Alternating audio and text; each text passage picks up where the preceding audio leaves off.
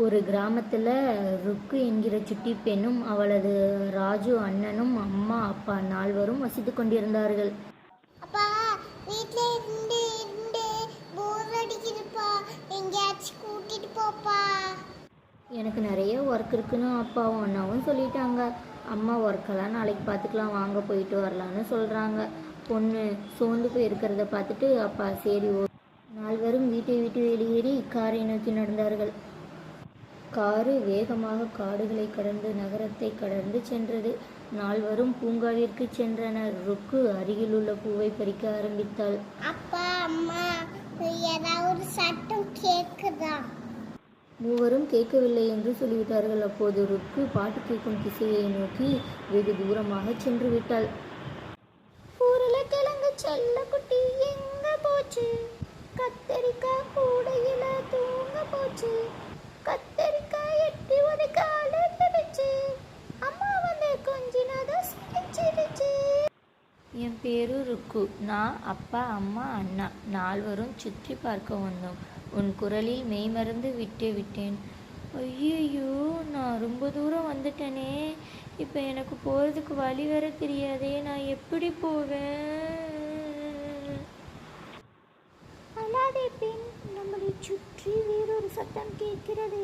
உன்னிப்பாக கேள்வி.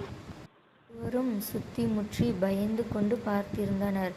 அப்போது குருவி திடீரென்று ஏதோ ஒன்றை பார்த்து பயந்து மயக்கம் போட்டு விழுந்தது.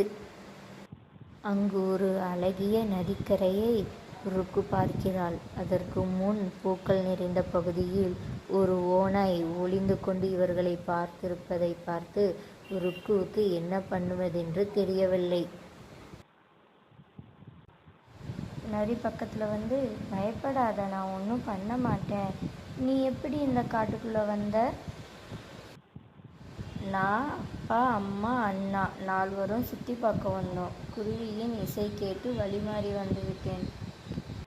நரி ருக்கு கிட்ட சொல்லுது, இன்று இரவு என்னோட வீட்டில் தங்கிக்கோ. நாளை காலையில் நீ வீட்டுக்கு போகிறதுக்கு நானும் ஹெல்ப் பண்ணுறேன்.